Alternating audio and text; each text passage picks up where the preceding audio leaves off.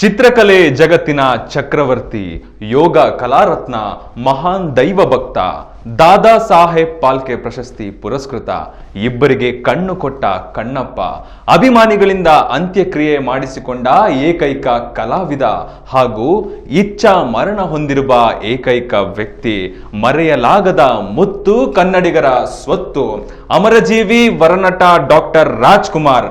ಇದೇ ಈ ಹೊತ್ತಿನ ವಿಶೇಷ ಕಾರ್ಯಕ್ರಮ ಸಾಧಕರ ಹಾದಿ. ನಾನು ಪವನ್ ಪ್ರಭು.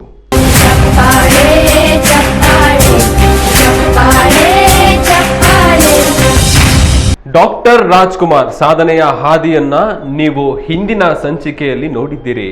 ಇವತ್ತು ನಿಮಗೆ ಇನ್ನಷ್ಟು ವಿಷಯಗಳನ್ನ ಹಾಗೂ ಡಾಕ್ಟರ್ ರಾಜ್ ಅವರನ್ನ ಕಾಡುಗಳ್ಳ ವೀರಪ್ಪನ್ ಅಪಹರಿಸಿದ ಬಗ್ಗೆ ಸಂಪೂರ್ಣ ಮಾಹಿತಿಯನ್ನ ನಿಮ್ಮ ಮುಂದೆ ಇಡಲಿದ್ದೇನೆ.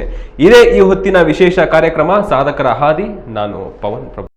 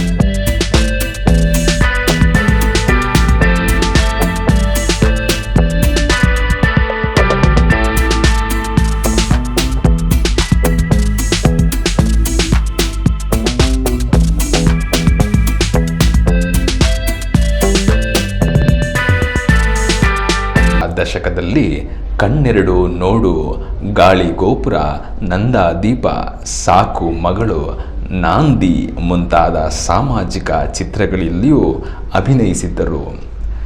ರಣಧೀರ ಕಂಠೀರವ, ಕಿತ್ತೂರು ಚೆನ್ನಮ್ಮ, ಇಮ್ಮಡಿ ಪುಲಕೇಶಿ, ಶ್ರೀ ಕೃಷ್ಣದೇವರಾಯ ಮುಂತಾದ ಐತಿಹಾಸಿಕ ಚಿತ್ರಗಳು ರಾಜ್ ಅಭಿನಯದಲ್ಲಿ ತೆರೆ ಕಂಡವು.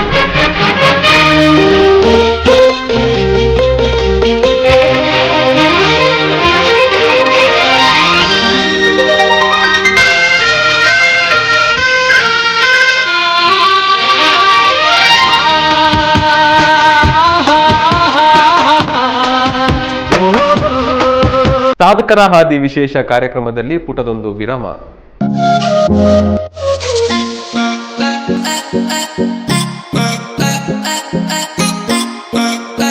ಯಲಹಂಕದ ಹೃದಯ ಭಾಗದ dairy circle Udupi garden hotel ಎದುರು SLN ಕಾಂಪ್ಲೆಕ್ಸ್ ನಲ್ಲಿ ಇರುವ ಸುಸಜ್ಜಿತವಾದ ಮಳಿಗೆಗಳು ಬಾಡಿಗೆಗೆ ಅಥವಾ ಬೋಗೆಗೆ ಲಭ್ಯವಿದೆ. 3 ಅಂತಸ್ತಿನ ಮಳಿಗೆ ಇದಾಗಿದ್ದು ನೂತನವಾಗಿ ಕಟ್ಟಲಾಗಿದೆ. ಇದರಲ್ಲಿ ಲಿಫ್ಟ್ ವ್ಯವಸ್ಥೆಯೂ ಇದ್ದು ಸಾಕಷ್ಟು ಪಾರ್ಕಿಂಗ್ ವ್ಯವಸ್ಥೆಯೂ ಇರುತ್ತದೆ. ಗ್ರೌಂಡ್ ಫ್ಲೋರ್ ನಲ್ಲಿರುವ 400 ಚದರ ಅಡಿ ಮಳಿಗೆ ಇದಾಗಿದ್ದು ಬಟ್ಟೆ ಅಂಗಡಿ, ಫ್ಯಾನ್ಸಿ ಸ್ಟೋರ್ ನಡೆಸಲು ಸೂಕ್ತ ಜಾಗವಾಗಿರುತ್ತದೆ.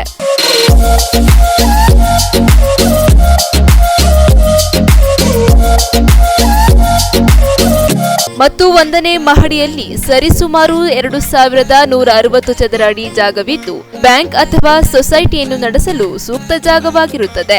ಹಾಗೂ 2ನೇ ಮಹಡಿಯಲ್ಲಿ ಸರಿಸುಮಾರು 1700 ಚದರ ಅಡಿ ಜಾಗ ಇದಾಗಿದ್ದು ಕಂಪ್ಯೂಟರ್ ಸಾಫ್ಟ್ವೇರ್ ಹಾರ್ಡ್ವೇರ್ ಕಂಪನಿಗಳನ್ನು ನಡೆಸಲು ಸೂಕ್ತವಾದ ಜಾಗವಾಗಿರುತ್ತದೆ. ಮಳಿಗೆ ಅಡ್ವಾನ್ಸ್ ಮತ್ತು ಬಾಡಿಗೆಯನ್ನು ನೆಗೋಷಿಯೇಬಲ್ ಮಾಡಲು ಕಾಂಪ್ಲೆಕ್ಸ್ ಮಾಲೀಕರಾದ ಶ್ರೀಯುತ ಡಿ ನರಸಿಂಹಯ್ಯ ಅವರು ತಯಾರಿದ್ದಾರೆ. ಹೆಚ್ಚಿನ ವಿವರಗಳಿಗೆ ಒಮ್ಮೆ ಕರೆ ಮಾಡಿ 9448032909. ಮತ್ತೊಂದು ಸಂಖ್ಯೆ 9008334069. ವಿರಾಮದ ನಂತರ ಸಾಧಕರ ಹಾದಿ ಕಾರ್ಯಕ್ರಮಕ್ಕೆ ಸ್ವಾಗತ. 19 ವರ್ಷಗಳ ಹಿಂದೆ ಅಂದರೆ 2000 ಇಸ್ವಿಯಲ್ಲಿ ಕುಖ್ಯಾತ ದಂತಚೋರ ವೀರಪ್ಪನಿಂದ 108 ದಿನಗಳ ಕಾಲ ಅಪಹರಣವಾಗಿದ್ದರು ಡಾಕ್ಟರ್ ರಾಜ್ಕುಮಾರ್.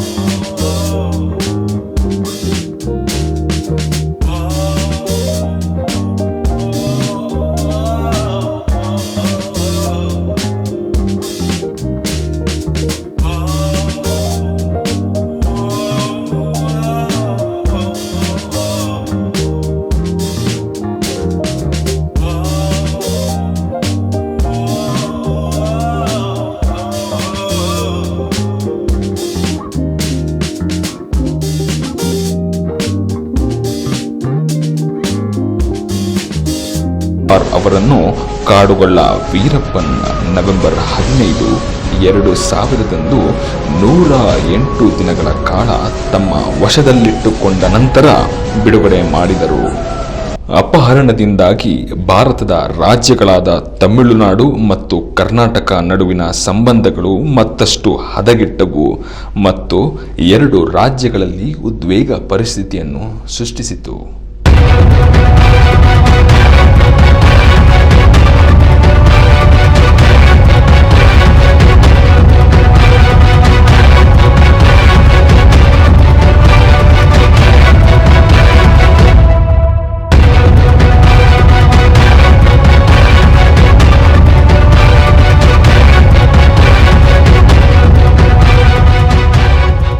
ಅದೇ ವರ್ಷ ತೆರೆ ಕಂಡ ಮಂತ್ರಾಲಯ ಮಹಾತ್ಮೆಯ ಚಿತ್ರದಲ್ಲಿ ರಾಜ್ಕುಮಾರ್ ಶ್ರೀ ರಾಘವೇಂದ್ರ ಸ್ವಾಮಿಗಳ ಪಾತ್ರದಲ್ಲಿ ನಟಿಸಿದ್ದರು.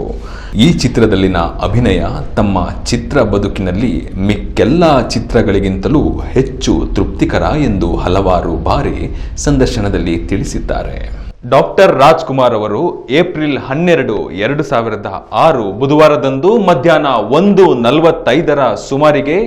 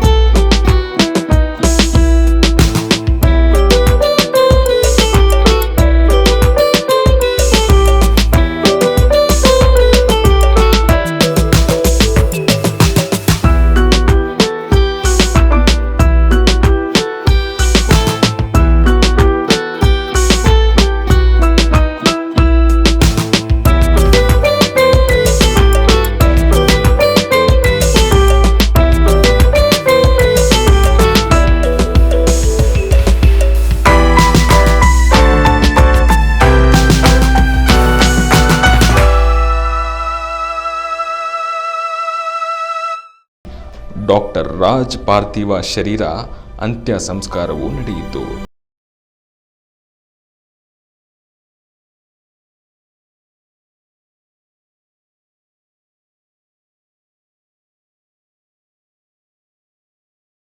ವೀಕ್ಷಕರೇ, ಡಾಕ್ಟರ್ ರಾಜ್ಕುಮಾರ್ ಅವರ ಸಾಧನೆಗಳನ್ನ ಮುಂದಿನ ಸಂಚಿಕೆಯಲ್ಲಿ ಮತ್ತೊಬ್ಬ ಸಾಧಕರ ಜೊತೆ ನಾನು ನಿಮ್ಮ ಮುಂದೆ ಬರ್ತೀನಿ. ಅಲ್ಲಿವರೆಗೂ ನೋಡ್ತಾ ಇರಿ TV4 ಕನ್ನಡ.